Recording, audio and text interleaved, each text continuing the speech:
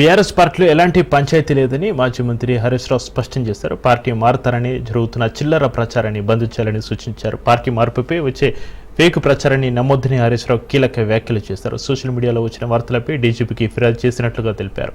కేటర్ నాయకత్వంపై అనేక సార్లు తన అభిప్రాయాన్ని చెప్పారని, తమ పార్టీలో ఎలాంటి పంచాయతీ లేదన్నారు.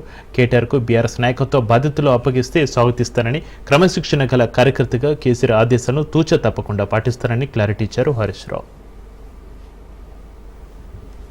వార్తల మీద ట్విట్టర్లో నేను అదే రోజు ఖండించిన. 1, 2 చివరికి మా నాయకులు దాసోజు శ్రవణ్ గారు, ఎర్రోల శ్రీనివాస్ గారికి చెప్పి పోలీస్ స్టేషన్లో కంప్లైంట్ కూడా ఇచ్చి, ఆ కంప్లైంట్ను కూడా నా ట్విట్టర్లో పోస్ట్ చేసి ఇటువంటి ఫేక్ ప్రచారం నమ్మొద్దని, తక్షణమే డీజీపీ గారు వీళ్ళ మీద చర్యలు తీసుకోవాలని చెప్పి కూడా నేను రాష్ట్ర డీజీపీ గారిని కోరిన విషయం కూడా మీ అందరికి తెలిసిందే కదా. కేసీఆర్ గారు మా పార్టీ అధ్యక్షుడు, ఆయన యొక్క ఆదేశాలను తూచా తప్పకుండా పాటించే ఒక క్రమశిక్షణ కలిగిన కార్యకర్త హరీష్ రావు అని చెప్పిన. కేటీఆర్ గారికి నాయకత్వం అప్పచెప్తే స్వాగతిస్తాను, డెఫినెట్గా ఐ కోఆపరేట్.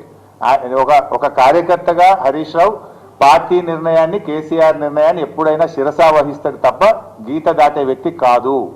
ఇది నా 25 ఏళ్ల రాజకీయ ప్రస్థానం చూపిస్తుంది. 25 ఏళ్ల నుంచి నేను బీఆర్ఎస్ పార్టీలో ఉన్నాను. పార్టీ జెండా పుట్టుక నుంచి ఈ రోజు వరకు కేసీఆర్ గారి అడుగుజాడల్లో వారి సూచనలకు అనుగుణంగా పనిచేసేటువంటి ఒక కార్యకర్తగా హరీష్ రావు పనిచేసిండు, రేపు కూడా చేస్తాడు.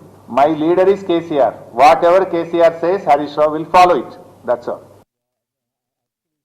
సోషల్ మీడియాలో వచ్చిన వార్తల మీద ట్విట్టర్లో నేను అదే రోజు ఖండించిన. 1, 2 చివరికి మా నాయకులు దాసోజు